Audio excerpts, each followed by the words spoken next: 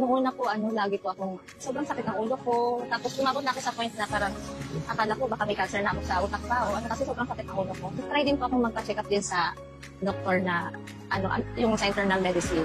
Yun nga po, parang sabi niya, wala naman daw po namamagang ugat sa ulo ko. Ang niya po findings niya po sa akin is meron akong astigmatism. Ano niya sa akin, advice, magpa-check up ako sa ophthalmologist. Tapos, bibigyan daw po ako sa lamig. Baka magkaroon ako ng grado na napataas.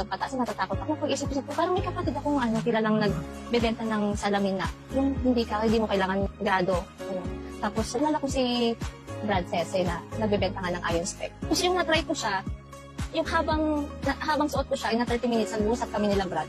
Napansin ko, yung kaninang pag-upo ko, yung light, parang medyo sa akin, parang blurred.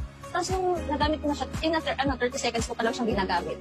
Napansin kong luminaw yung paningin ko, dun sa kanina kong nakikita parang blurred. Luminaw siya. Kaya sabi ko, 30 seconds, nakita ko agad yung benefits na. Ang ganda talaga niya, no? Parang hindi pa umaabot ng isang araw, nakita ko na agad yung kagandahan nitong iron spec.